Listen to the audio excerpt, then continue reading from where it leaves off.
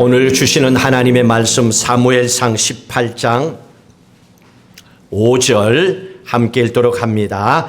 다윗은 사울이 보내는 곳마다 가서 지혜롭게 행하며 사울이 그를 군대의 장으로 삼았더니 온 백성이 합당히 여겼고 사울의 신하들도 합당히 여겼더라. 30절 가기 전에 14절 함께 읽도록 합니다. 다윗이 그의 모든 일을 지혜롭게 행하니라. 여호와께서 그와 함께 계시니라. 아멘. 30절 읽습니다. 블레셋 사람들의 방백들이 싸우러 나오면 그들이 나올 때마다 다윗이 사울의 모든 신하보다 더 지혜롭게 행하며 이에 그의 이름이 심히 귀하게 되니라. 아멘. 오늘 성경의 말씀 세 곳을 봤습니다. 세 곳에 공통적으로 나오는 말씀은 다윗이 지혜롭게 행했더라 하는 말씀이 나옵니다. 사건이 다 다릅니다. 오늘 이 18장은 골리앗과 전쟁에서 승리했던 다윗, 그 후의 사건을 얘기하고 있습니다. 다윗의 승리를 보고 가장 감동을 받았던 사람은 사울 왕의 아들 요나단이었습니다. 요나단은 가만히 있으면 왕위를 계승하여 왕이 될 수 있는 왕자의 자리에 서 있는 사람입니다. 그런데 이 사람이 별 볼 일 없는 아무것도 아닌 목동입니다. 다윗을 향하여서 오늘 1절의 말씀에 보니까 이렇게 고백합니다. 1절 같이 읽습니다. 다윗이 사울에게 말하기를 마침에 요나단의 마음이 다윗의 마음과 하나가 되어 요나단이 그를 자기 생명같이 사랑하니라. 다윗이 똑같은 남자인데 요나단이 다윗을 자기 생명처럼 사랑했대요. 이거는 평범한 그냥 단순한 친구 관계가 아니에요. 생명을 주고받을 수 있는 그런 관계였습니다. 그 이유는 요나단의 마음이 다윗의 마음과 하나가 되었더라. 어떤 마음? 하나님을 사랑하는 마음이. 그 마음이 하나가 됐다는 얘기입니다. 그랬기 때문에 현재의 다윗의 신분, 지위 이게 필요 없는 거예요. 사람을 인물 그대로 봐주는 요나단의 지혜로운 모습을 오늘 볼 수가 있습니다. 그런데 다윗의 아버지 이새도 이 아들 다윗을 못 알아봤어요. 그 아버지도 그의 아들을 하카톤, 보잘것없는 별 볼 일 없는 자식으로 보고 너는 가서 양이나 쳐 이렇게 했던 거예요. 아버지도 못 알아봤던 다윗을 요나단은 하나님을 사랑하는 마음이 있었기 때문에 영적인 눈이 뜨였기 때문에 요나단이 그를 사랑했습니다. 자, 그러면 요나단이 다윗을 생명처럼 사랑한 이유가 분명히 있었을 거예요. 첫 번째 오늘 말씀 속에서 사람으로서는 다윗의 행하는 행동을 보고 감동을 받았던 거예요. 그래서 다윗을 사랑하게 된 거예요. 누군가에게 내 인생에 감동을 줘보십시오. 상대가 나를 사랑할 수밖에 없습니다. 같이 하자 그렇게 나옵니다. 또 하나는 하나님을 사랑하는 마음이 같았다고 그랬습니다. 그 말은 다윗은 골리앗과 나와서 싸웠습니다. 요나단은 그걸 지켜봤습니다. 안 나간 거예요. 40일 동안에 사울 왕과 이스라엘 군대와 함께 요나단도 숨어 있었던 거예요. 골리앗이 무서워서. 그 자신의 행동을 돌아보는 거예요. 골리앗이 하나님의 이름을 모욕하고 욕하고 그래도 꼼짝도 안 해. 일단 내가 살아야지 뭐 하나님이고 뭐고 그게 뭐 중요해 지금.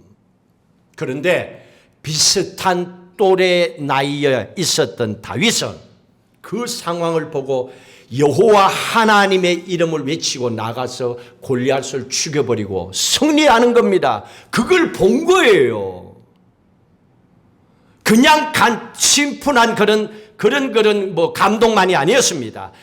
요나단이 이런 생각을 한 겁니다. 똑같이 하나님 사랑하는 마음을 가졌기 때문에 그 사건을 보고 나서 요나단이 생각하기를, 아니 나도 하나님을 사랑하는데 나도 예수를 위해서 목숨을 걸고 그렇게 살겠다고 결단을 한두 번 한 사람도 아닌데, 그런데 나는 왜 용기를 낼 수 없었을까? 내 또래 아이 다윗은 저렇게 행동했는데 나는 뭐야? 하면서 회개했던 자신의 삶이 있었던 거예요. 그랬기 때문에 그냥 뭐 지금 처음 봤잖아요. 근데 요나단이 이 다윗을 사랑할 수밖에 없었던 겁니다. 그러니까 누가 누구에게 달려갑니까? 요나단이 다윗에게 고백한 거예요. 이거는요. 다윗이 요나단에게 고백하면 안 먹혀 들어가요. 별 볼 일 없는 인간이 와서 나처럼 잘 살고 뭐 대단한 위치에 있는 사람이 와서 아 귀찮아 그럴 거 아니에요. 그게 반대가 된 거예요. 왕자가 별 볼 일 없는 하카톤, 보잘것없는 다윗에게 찾아가서 달려가서 용기를 내서 사랑한다 고백하고 언약을 맺고 정표까지 줬잖아요. 평생 나는 너와 함께 하겠노라. 요나단은 자신의 신분, 자신의 지위 전혀 개의치 아니합니다. 왜? 하나님을 사랑하는 다윗의 마음이 내 삶에 감동을 줬기 때문에, 나도 그렇게 살고 싶기 때문에. 그런 상황 속에서도 이렇게 고백할 수 있었던 것은 요나단이 용기 있는 사람이었기 때문이에요. 남들 눈치를 안 보는 영적인 분별력을 가진 지혜로운 사람이었기 때문에 이렇게 행동을 할 수가 있었던 겁니다. 자, 그러면 사울 왕은 어떻게 다윗을 대합니까? 요나단과는 달라요. 5절의 말씀에 보니까요, 오늘 세 곳에 지혜롭게 다윗이 행했다고 그랬습니다. 근데 첫 번째 사건이 나오는데 세 사건 다 다윗에게는 좋지 아니하는 사건이었습니다. 5절에 다윗이 지혜롭게 행했다는 얘기는 상황이 이렇습니다. 사울이 왕이진데 다윗을 가만히 보니까 저게 진짜인지 아닌지 구분이 안 되는 거예요. 그래서 다윗을 전쟁이라는 전쟁터에는 다 나가도록 보내는 거예요. 죽든지 살든지 네가 알아서 하라고. 전쟁터에 보낸 거예요. 그러니 다윗 입장에서는 힘든 거예요. 잘못하면 죽을 수 있어요. 이런 어려운 가운데서도 아니 내가 이렇게 큰 일을 냈는데 어떻게 나를 뭐처럼 무시하고 전쟁터에 보내냐고 그렇게 할 수 있는데 아니에요. 이런 상황 속에서도 다윗은 지혜롭게 행했더라고 그랬습니다. 그 전쟁 가운데도 죽을 수도 있는 가운데서도 지혜롭게 행했습니다. 그래서 사울 왕이 군대 장관으로 세웠다는 얘기죠.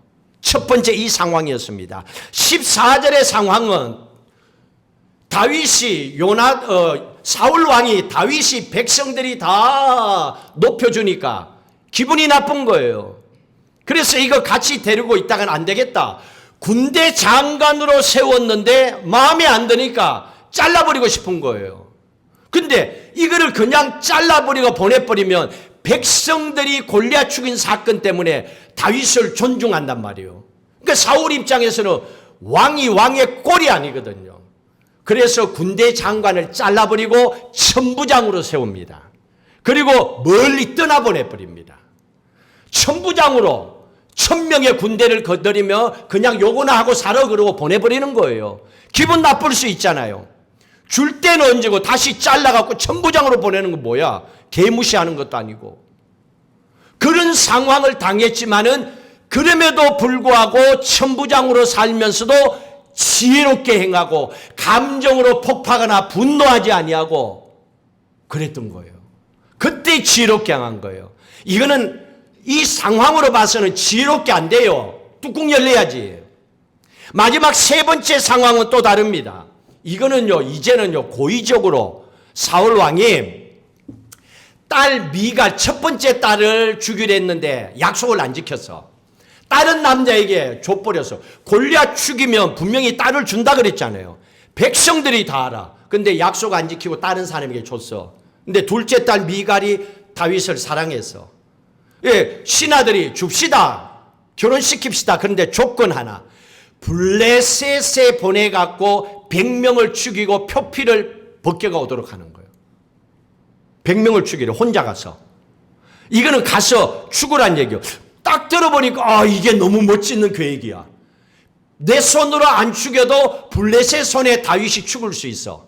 그래서 사울이 어그리하는 거예요. 오케이 하고 보내는 거예요. 그 전쟁터에 갔습니다. 100명을 죽이고 와야 돼요. 그런 가운데서도 지혜롭게 행한 거예요. 그걸 백성들이 알고 신하들이 알았던 거예요. 지혜롭게 행했더니 결국은 존귀함을 받았잖아요.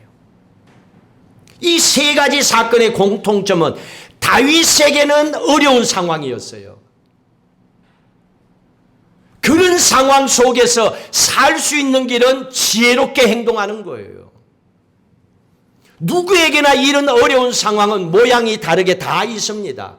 근데 이때 인간의 감정으로 행동하면 그 인생은 스스로 망가뜨리는 거예요. 사울 왕처럼 실패하는 인생이 되지요. 5절의 말씀을 읽었잖아요. 이 말씀에 보시면 지혜롭게 행했더라 하는 이 말씀이 나옵니다. 지혜롭게 행하다 하는 이 단어는 히브리어로 사칼입니다. 사칼이라고 하는 이 단어의 뜻은 신중하게 행동한다.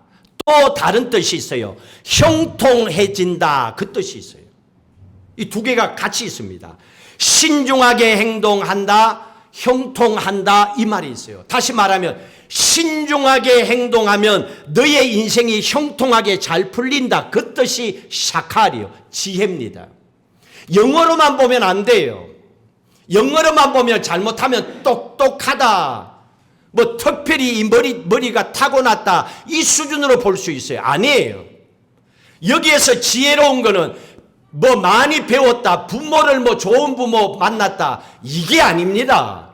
하나님의 자녀로 태어났다면 누구든지 어떤 상황에서 다윗처럼 신중하게 살아가면 하나님께서 형통하게 해주신다는 얘기입니다. 사울이 다윗이 진짜인지 확인하기 위해서 여러 곳에 전쟁터에 보냈습니다.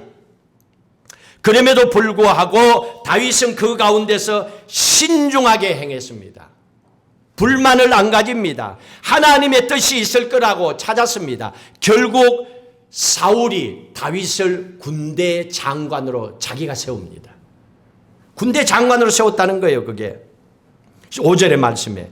이걸 보고 백성들도 신하들도 합당히 여겼다. 당연하죠. 다윗 같은 사람이 어디 있어요? 이렇게 된 거예요. 자, 그리고 나서 사건이 하나 터졌습니다. 블레셋과 전쟁에서 승리하고 돌아왔잖아요. 큰 전쟁을 치면요, 반드시 왕이 나갑니다. 삼국지 그런 데도 보시면요, 큰 전쟁을 할 때는 항상 유비가 나가거나 조조가 나가요. 왕이 나가요. 여기서도 사울 왕이 나갔습니다. 그러면 왕이 나가서 블레셋과 전쟁에 이기고 돌아왔어. 그럼 백성들은 누구를 칭송해야 돼요? 누구를 높여야 돼요? 당연히 왕을 높여야지. 왕 만세, 우리 왕 사울 만세 이렇게 해야 되는 게 정상입니다. 그런데 여자들이 판단력이 뛰어나. 남자들은 조금 그것보다도 낮아. 잘 몰라. 눈치가 진짜 없는 게 남자들이야. 나를 비롯하여 뭐 거의 비슷한 것 같아요. 뭐 맡겨진 일은 잘하는데 지혜롭게 행하는 거. 여기 보세요. 상황을 보고 해야 되는데 이걸 못한 거야. 7절 있습니다. 여인들이 뛰놀며 노래하여 이르되 사울이 죽인 자는 천천히요 다윗은 만만이라. 이러면 돼요 안 돼요?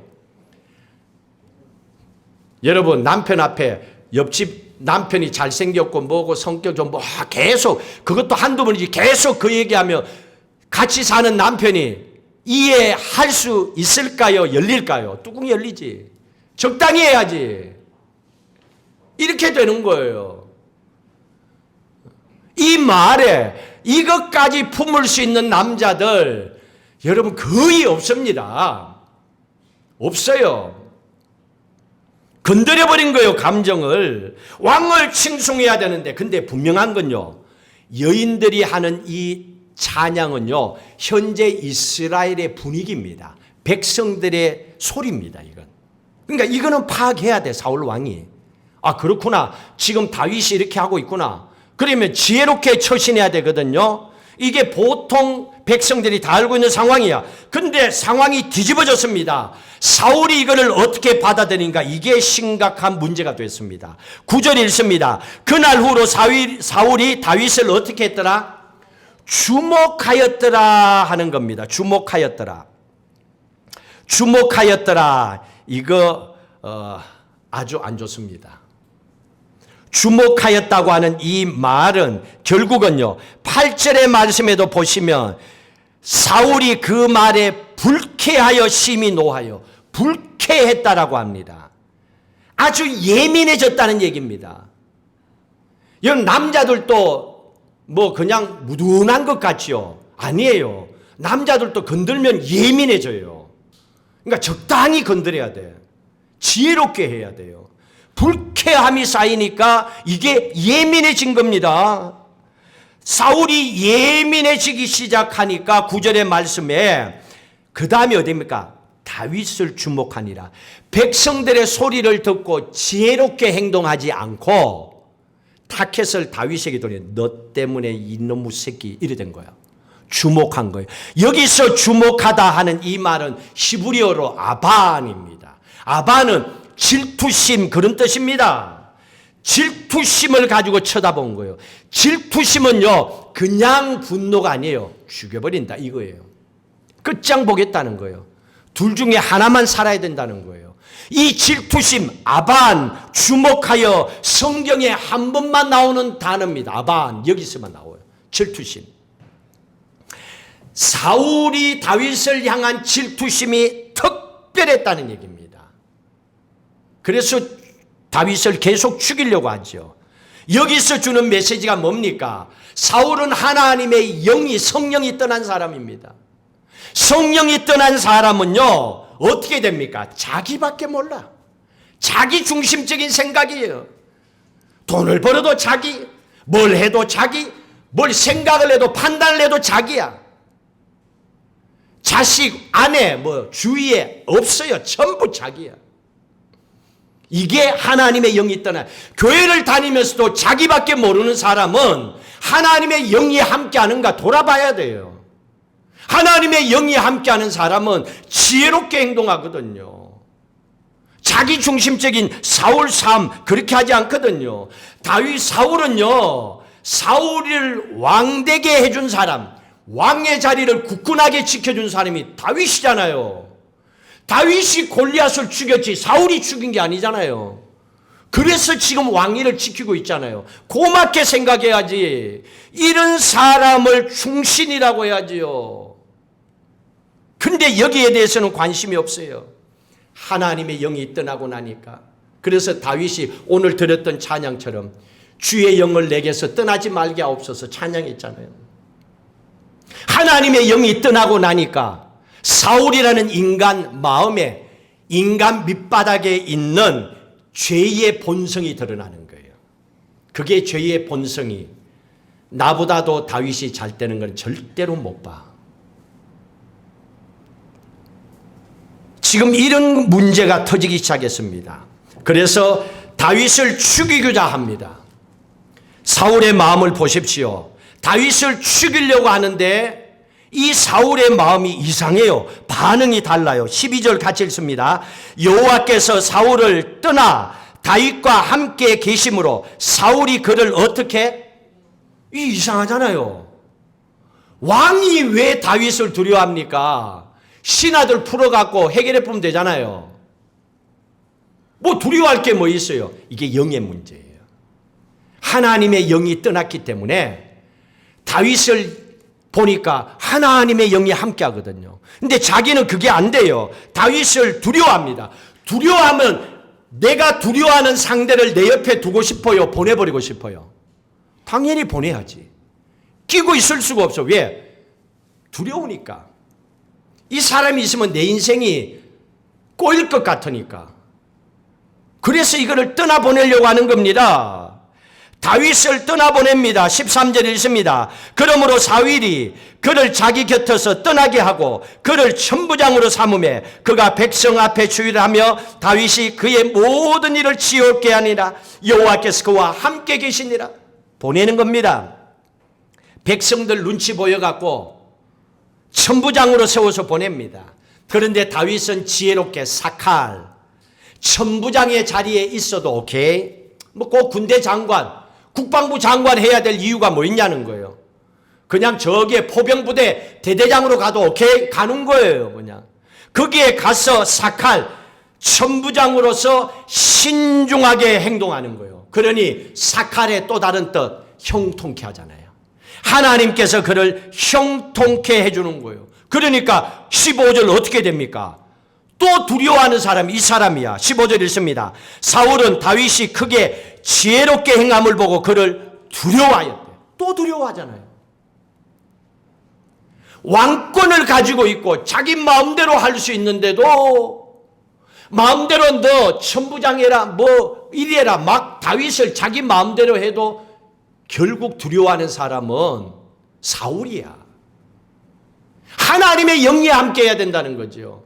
인간의 지머리 묶고 지 감정, 경험, 생각 가지고 살면 아무리 큰 일을 하면서도 그 큰 일을 하는 가운데서도 두려움을 느끼는 거예요. 이거예요 지금 사울이. 여러분은 어떻게 사업하고 어떻게 직장 생활합니까? 여러분들이 직장 생활하면서도 평안 가운데 하고 있습니까? 하나님의 영이 함께하는 거예요. 나만한 사람 없어. 내가 최고야. 능력이 있음에도 불구하고 두렵습니까? 돌아보셔야죠. 하나님의 영이 함께하는가? 나는 하나님과 함께하는 사람인가? 아니면 내 능력 믿고 살아가는가? 자, 이런 질투심을 가지고 있습니다. 이유는 사람이라는 거요. 자기의 본성이 다 있어요. 자기는 잘 알아. 자기의 감정을. 숨길 수가 없거든요. 그러니까 이 두려움이 사울이 다윗에 대한 질투심 때문에 생긴 거거든요. 아반 여기서 생긴 거예요. 그러니까 이거를 스스로 벗어던지지 못하면 죽을 때까지 자기 인생을 못 살고 다윗에 묶여가 살다가 끝나는 인생 되는 거예요. 불쌍하죠? 사람이 세상을 살면서 두려움을 느끼는 것은 두 케이스가 있습니다. 하나는요, 권력 있는 사람, 가질 것 다 가지고 있는 사람들이 세상을 살면서 두려움을 느낄 때가 있어요. 여러분 드라마, 영화 많이 보면 거의 비슷할 겁니다.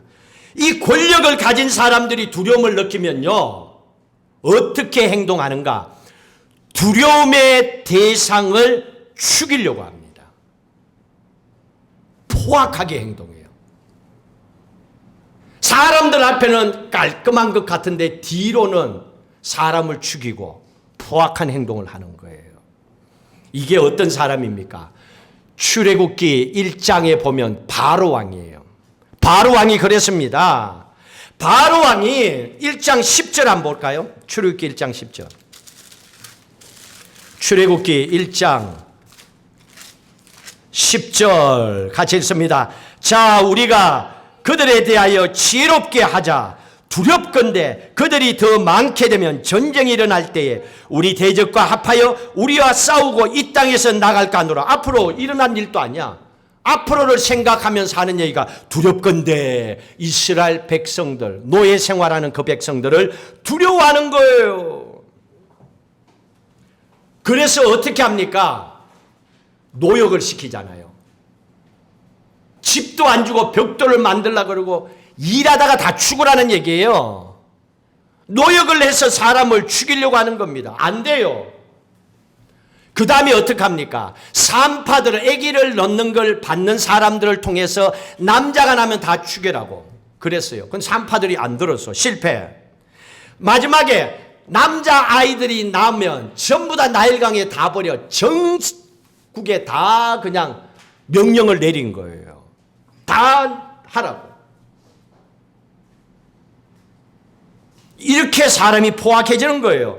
강력한 힘을 가진 사람이 대통령이든 군주든 누구든 간에 이 사람이 두려움을 느끼게 되면 그 사람이 포악해지기 시작해요. 사람 죽이는 걸, 사람 죽는 걸 내가 죽는 게 아니니까 우습게 여기는 거예요. 괜찮다라고 생각하는 겁니다. 저는 푸틴이 생각났어요. 저 사람이 왜 전쟁을 일으킬까? 저 거대한 나라에 대통령을 있으면 두려우니까. 김정은이 왜 뭐 말끝마다 뭐 핵 왜 그럴까요? 두려우니까. 자기 인생도 언제 끝날지 모르니까. 권력을 가진 사람이 두려움을 마음속에 느끼기 시작하면 가지게 되는 것이 이런 행동입니다. 사람이 포악해지고 두려움의 대상을 죽여버리려고 하는 거예요. 또 한 케이스가 있습니다. 힘이 없고 능력도 없고 세상 사람들도 나를 알아주지 않아. 근데 나는 한 존재야. 사람이야. 근데 두려움이 생겨서 마음속에 힘없는 사람이 두려움을 가지게 되면 혼자 방구석에 있는 거예요. 사람 만나는 걸 회피하는 거예요. 그러나 포악한 거는 똑같아요. 마음속에 숨겨진 거. 회피하는 거예요. 그리 두려움을 가진 사람은 포악해지거나 회피하거나 이 두 가지의 반응이 일어나는 거예요. 사울이 포악해진 이유가 그겁니다. 더 포악해집니다. 이제는 음모를 꾸밉니다. 뜻대로 안 되니까 진짜 죽이려고 작정을 한 거예요.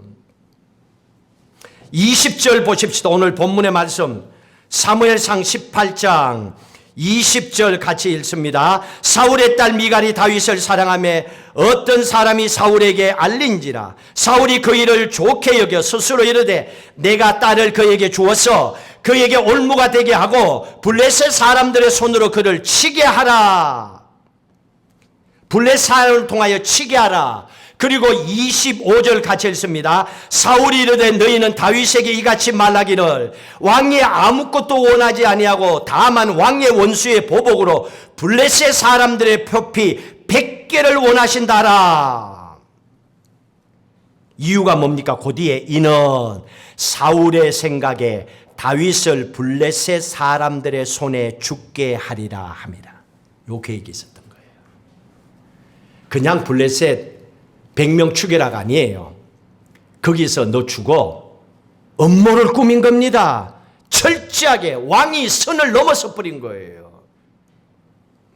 블레셋 적군의 힘을 빌려가지고 하나님이 세우신, 하나님이 함께하는 사람, 또 지금 군대 장관으로 강력한 전쟁의 전술과 전략을 가진 뛰어난 사람 다윗을 음모를 꾸며가지고 죽이려고 하는 거예요.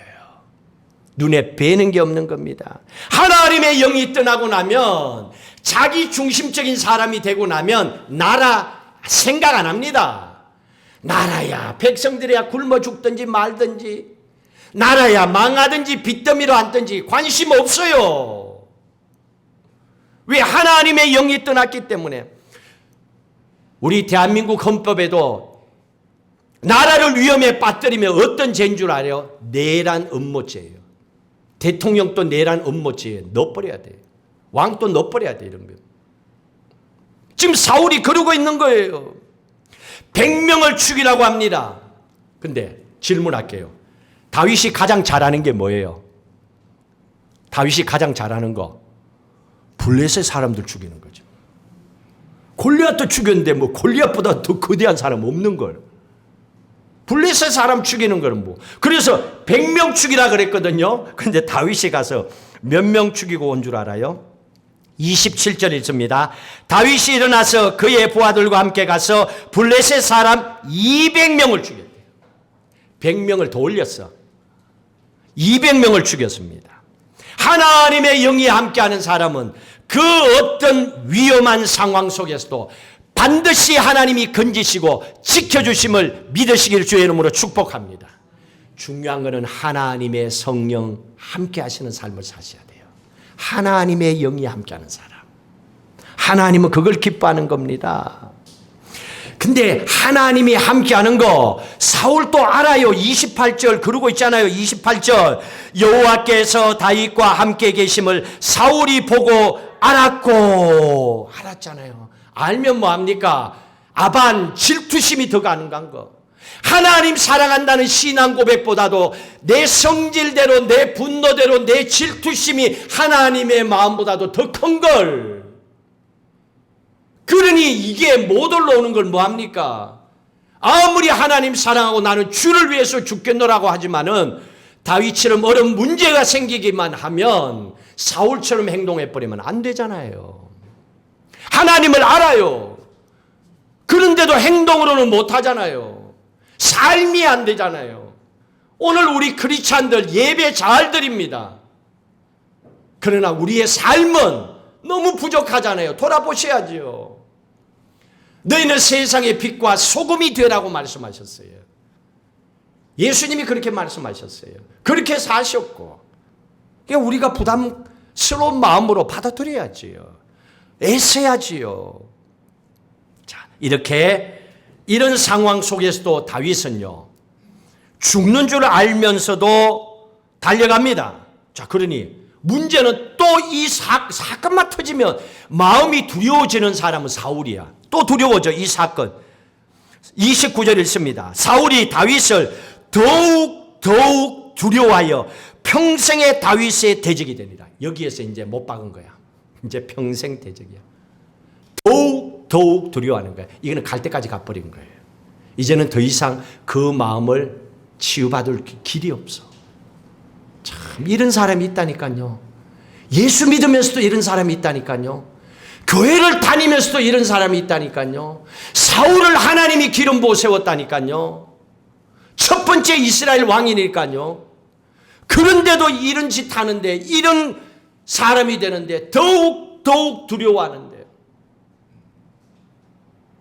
하물며 우리는 믿음 안에서 말씀의 빛을 비추어 늘 우리 자신을 살펴봐야지요. 그런데 다윗은 어떻습니까? 반대예요. 두려움이 없어요. 큰 일이 터질 때마다 믿음이 성장해요. 그 큰 일이 터질 때마다 하나님이 또 무슨 일을 하시려고, 또 이 어려움 속에서 내 속을 오장육부를 뒤집어 놓고는 또 어떤 축복으로 이 상황을 바꾸어 놓으려고 하나님 또 이 어려움을 주시는가 하고 또 하나님에게 포커스를 놓고 바라보는 거예요. 이게 하나님의 영이 함께하는 사람이에요. 그러니까 하나님 주시는 지혜로 또 이겨냅니다. 30절 읽습니다. 블레셋 사람들의 방백들이 싸우러 나오면 그들이 나올 때마다 다윗이 사울의 모든 신하보다 더 지혜롭게 행하며 이에 그의 이름이 심히 귀하게 되니라. 블레셋이 쳐들어올 때도 여기 그랬잖아요. 블레셋 군대 싸우러 나올 때마다 모든 신하보다 칼을 잘 썼다, 창을 잘 썼다가 아니에요. 더 지혜롭게 행했대요. 여러분, 이게 칼과 창보다도 더 강해요. 이 말보다도 더 강합니다. 지혜롭게 행하는 거예요. 지혜롭게 사칼, 신중하게 행하는 거예요. 세상에 감정 없는 사람 어디 있어요? 세상에 태어나면 다 감정 다 있어요. 그러나 세월이 가면 갈수록 이게 죽잖아요. 세상 사람들은 기가 죽는다고 하는데 젊었을 때는 기가 세갖고 지 하고 싶은 대로 다 하잖아요. 나이가 먹으면요, 이것저것 둘러보는 거예요. 그리고 자식도 둘러보고 주위에 있는 걸 둘러보는 거예요. 그러다 가는 거예요. 오늘 아침에 저희들과 함께 오후에 예배드린 축교에 있지요.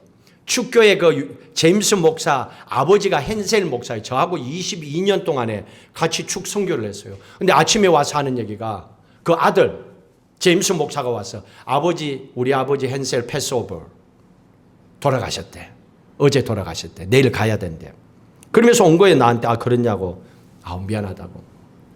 기도하겠다고. 나보다 나이가 그렇게 많지 않아요. 70 됐나? 그렇게 가는 거예요. 세상을 사는 가운데 마지막 결국은 우리 가는 가운데 무슨 모습이 있겠습니까? 오늘 이 말씀을 보세요. 우리의 삶이 존귀함을 여겼더라, 귀하게 여겼더라, 우리의 자식들이 알더라, 우리의 교회에 함께했던 성도들이 알더라, 하나님이 알고 계시더라. 감사하잖아요. 그러면 이게 하나님의 영이 함께하는 사람이에요. 여러분, 돈이 많더라, 큰 집에 살았더라, 어떻게 큰 소리 치며 지 멋대로 살았더라. 잊혀지고 싶은 사람이에요. 내 머리에서도 지워버리고 싶은 사람이에요. 그런 사람들은. 그런 인생이 아니었다는 거지요. 하나님의 영이 함께하는 사람. 그 어떤 전쟁을 치르고 그 어떤 인생의 상황 앞에서도 지혜롭게 사칼 신중하게 살았더니 형통하게 하시는 하나님의 축복을 다윗이 받고 존귀함을 여기게 되었더라는 거예요. 그럼 이게 축복이지요. 자, 결론을 지읍시다. 사울은요 몇 번이나 실패했습니다. 18장 19장에 보면요 우발적이라고 하지만 그때는 감정적으로 창을 들고 그냥 다윗에게 던졌어요. 죽이려고. 그런데 다윗이 피했습니다. 또 합법적으로 블레셋 군대를 보내가지고 다윗을 음모를 꾸며가지고 죽이려고 했습니다. 그래도 다윗이 피했습니다. 또 대놓고 아들 요나단에게 저 다윗이 죽어야 네가 왕이 될 수 있어. 다윗을 죽여야 된다고 그랬습니다. 신하들에게도 죽이라고 했습니다. 이게는 왕이라고 하는 공권력을 가지고 다윗을 죽이려고 한 겁니다. 심지어는 오늘 19장 6절에 보니까 거짓말까지 합니다. 사울 왕이 요나단에게 다윗 오라 그래. 절대로 나는 안 죽여. 이 거짓말하는 거예요. 거짓말까지 합니다. 그리고 다윗을 불러내려고 합니다. 죽여버리기 위해서. 이렇게 속였는데도 약속을 지키지 않았는데도 다윗은 피했습니다. 왜? 하나님의 영이 함께하는 지혜로운 사람이었기 때문에. 지혜로운 사람은 인생의 영적인 거물에 절대로 걸리거나 넘어지는 법이 없습니다. 하나님이 지키시기 때문에 그렇습니다. 하나님은 이 전쟁 가운데서도 하나님의 지혜가 함께하는 다윗을 보여주고 있습니다. 다윗은요 그런 상황임에도 불구하고 그 어느 곳을 성경에 찾아보더라도 반란을 일으켰다가 없어요. 사울을 죽여버리고 왕이 될 수 있거든요.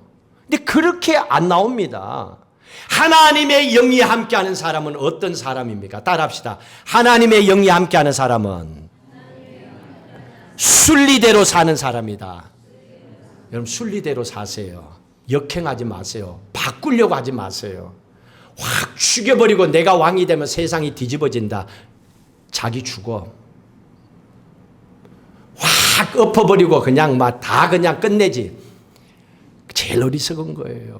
하나님의 영이 함께하는 사람은 그런 생각 안 듭니다. 그 위에 서서 순리대로 하나님의 인도하심을 따라 주어진 시간은 하나님께 맡깁니다. 아무리 답답하고 힘들어도. 그래서 저는요, 제가 할 수 없는 일에 어떤 사건을 만나면요, 일단은 기다려요. 하나님 해결해 줄 때까지. 최소한 제가 괌 오기 전에도 그랬잖아요. 괌에서 나오라 그래 놓고는 연락 왔고 다 준비해놨는데 오지 말라고 그래 갖고 제가 오갈 데도 없는 사람이 됐잖아요. 나를 청빙해 놓고는 캔슬해 갖고. 그러니까 기도원에 가서 일주일을 있었어요. 일주일의 시간은요, 충분히 하나님 상황을 바꿔놔요. 일주일 지나고 전화 온 거예요. 들어오라고. 그래서 제가 지금 괌에 이렇게 있는 거예요. 그래서 최소한 어떤 인생에 어려운 문제가 있으면 여러분 일주일 정도는 아무리 못해도 일주일은 아무 말 하지 말고 기도 좀 해보세요. 여기 가서 이거 어떤가 저기 가서 이거 확인하고 물어보고 어떻게 해야 돼 뭐 제발 그러지 말고 일이 더 꼬여요. 가만히 내비둬요. 이게 끝났다 제로다 오케이 제로 받아들여요. 그리고 하나님께는 제로가 아니야. 하나님이 시작했으면 하나님이 해결하세요. 그리고 하나님 앞에 와서 내게는 힘든 시간이고 아픈 시간이고 너무너무 고통스러워. 오장육부가 뒤틀리고 머리가 깨질 것 같아. 그렇다더라도 힘든 시간이 있다 할지라도 하나님의 주시는 지혜, 사칼, 신중하게 행동하라 그랬잖아요. 신중하게 어떻게 합니까? 하나님 앞에 나오는 거죠. 신중하게 행동하는 거예요. 하나님이 어떤 생각을 가지고 계신지 하나님 앞에 구하는 겁니다. 시간은 하나님께 맡기고 내가 해야 할 일을 하고 결론은 기다리는 거예요. 이 문제를 완전히 뒤집어 엎을 때까지 기다리는 거예요. 하나님이 하셔야죠. 하나님이 사람의 마음을 뒤집어 놓으면 상황은 뒤집어지게 되어 있습니다. 근데 사람의 마음을 뒤집어 놓는 것은 내 인생으로, 내 힘으로 안 됩니다. 그게 하나님의 역사예요. 그게 하나님의 순리대로 하는 겁니다. 그래서 다윗이 잘한 거는 수십 년 동안의 광야에 쫓겨다니면서도 직접 사울을 죽이지 않았던 거예요. 이게 지혜로운 사람이에요. 신중한 사람인 겁니다. 왜? 하나님이 아시니까. 시간이 지나고 나면 역사 속에서 모든 사람들이 다윗이 어떤 사람인지 알아지게 되어 있습니다. 그러니 구태여 내가 해결하려고 안 하는 겁니다. 이게 지혜로운 마음입니다. 여러분 한 주간 또 앞으로 남은 인생 또 오늘 이 말씀처럼 상황이 아무리 힘들고 어렵다 하더라도 그 상황 속에서 여러분들은 사칼 지혜로운 마음을 가지고 사십시오. 그래서 결국은 하나님께서 형통케 해주시는 그 믿음의 축복 가운데 살아가시기를 주의 이름으로 축복합니다. 자, 마지막 우리 함께 찬양하고 기도하실 때에 하나님은 공평하신 분입니다. 다윗에게 그런 축복을 주신 하나님, 내게도 동일하게 주시는 하나님이십니다. 나는 지금 물질도 지식도 건강도 다른 사람의 가진 것에 비해서는 부족함이 많다더라도 괜찮습니다. 바꾸어 놓으실 수 있는 공평하신 하나님이 있습니다. 그 하나님을 의지하시고 분명한 것은 돈을 가졌지만 저 사람이 가지지 못한 게 있어. 여러분 저는 괌 땅에 돈 많이 가진 사람에 비하면 돈 없는 사람이야. 그러나 나는 그 사람보다도 행복해요. 그 사람이 가지고 있지 아니하는 행복을 가지고 있기 때문입니다. 그런 신앙의 고백으로 함께 우리 찬양 드리도록 하겠습니다.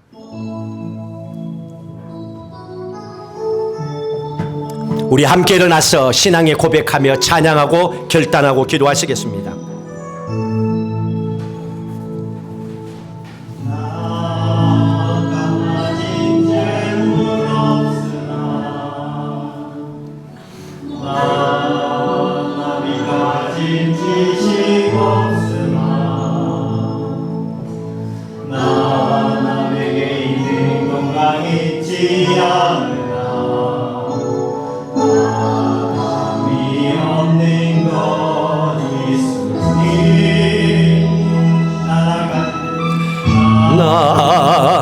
가진 재물 없으나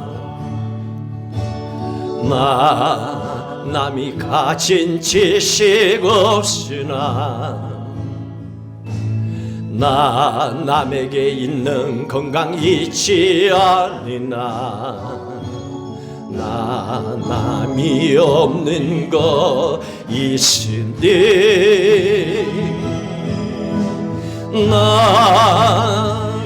본 것을 보았고 남이 듣지 못한 음성 들었고 남이 받지 못한 사랑 받았고 남이 모르는 거 깨달았네.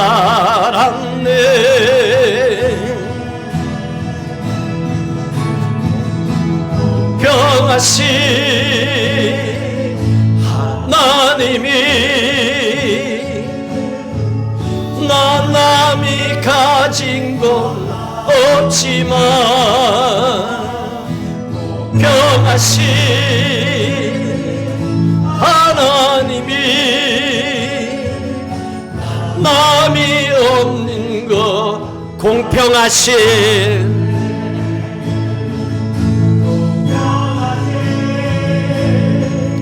하나님이 남이 가진 건 없지만 공평하신 하나님이 남이 없는 것 같게 공평 하나님이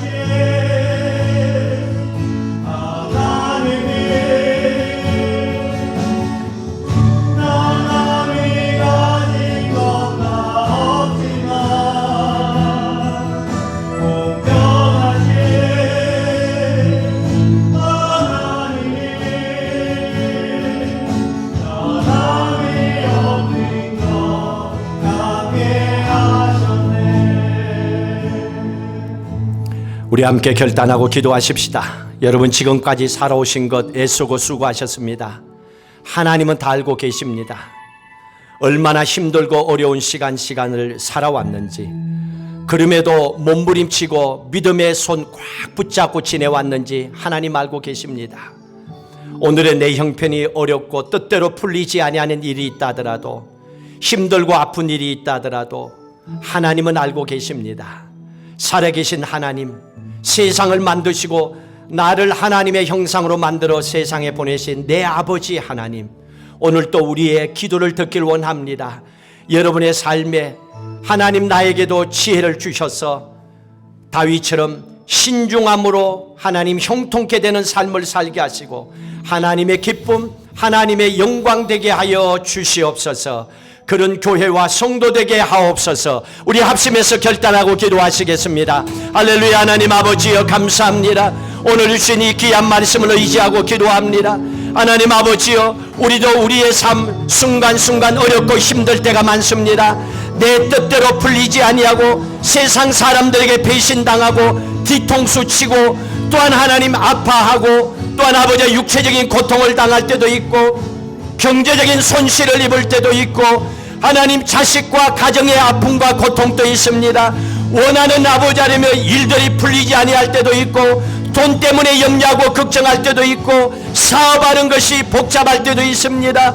하나님 직장 생활하면서도 마음이 편치 아니할 때도 있습니다. 하나님 아버지여, 부모가 자녀들을 바라볼 때에 근심되는 문제들도 있습니다. 하나님 아버지여, 우리의 모든 인생의 문제를 주님 십자가 앞에 내려놓고 기도합니다. 우리가 할 수 있는 일은 아무것도 없습니다. 최선을 다하여 살아가되 주님 앞에 기도합니다. 하나님 지혜를 도하여 주옵소서. 우리에게 지혜를 부어주셔서 하나님 신중하게 믿음 안에 하나님께 기도하고 하나님의 뜻을 쫓아 살아가게 하셔서 마침내 형통케 하고 마침내 하나님 존귀함을 받는 믿음의 사람 될 수 있도록 그 인생 살아가는 우리의 가정과 교회와 일터와 사업 되도록 우리의 후손들 되도록 복의 복을 도하여 주시옵소서. 하나님, 우리도 다윗처럼 뜻하지 아니하는 인생의 답답한 순간을 만날 때, 억울함을 당할 때, 사람들이 나를 짓밟으려고 할 때, 무시할 때, 돈 때문에 고통당할 때에, 또한 뭔가 꿈꾸고 있는 일들이 뜻대로 풀리지 아니하여 숨이 막힐 것 같은 그런 고통스러운 시간 속에 살아간다 하더라도 다윗은 그럼에도 불구하고 사칼 지혜롭게 행동했습니다. 신중하게 하나님 앞에 무릎 꿇고 기다렸습니다. 힘든 시간을 하나님께 맡기고 기다렸습니다. 내가 몸부림치고 이리저리 찾아다닌 것이 아니라 하나님 어떻게 합니까? 하나님께 힘든 시간을 맡기고 내 할 일 하고 기도하고 기다렸습니다. 블레셋이 쳐들어올 때에도 지혜롭게 행동했다고 했습니다. 하나님께 구하고 하나님의 뜻을 쫓아 살아갔더니 백성들이 알고 나라가 알고 우리도 알고 다윗이 존귀케 되는 인생을 살았다는 걸 압니다. 그의 후손들도 하나님 찾아 손손이 축복해 주신 것, 다윗의 후손으로 예수 그리스도까지 보내주셨음을 저희들이 알고 고백합니다. 우리의 신앙이 이 믿음의 길을 걸어가기를 원합니다. 지혜롭게 살아가는 것이 무슨 말인지 오늘 깨달아 사오니 이제 우리는 하나님의 영이 함께하는 지혜로운 믿음의 사람, 하나님의 딸, 하나님의 아들로 가정에서, 직장에서, 또 일터에서 사업을 하며 우리 스라의 자녀들까지 또한 하나님의 교회의 미래까지도 온전히 지키시고 축복해 주시고 영광받아 주시옵소서. 이제는 우리 주 예수 그리스도의 은혜와 하나님 아버지의 무한하신 사랑하심과 성령님의 인도 교통 충만하심이 지혜롭게 살고자 결단하는 사랑하는 모든 성도들의 삶 위에, 후손들 위에, 교회 미래 위에 주님 제 이름하는 그날까지 영원히 함께 하시기를 간절히 축원하옵나이다. 아멘.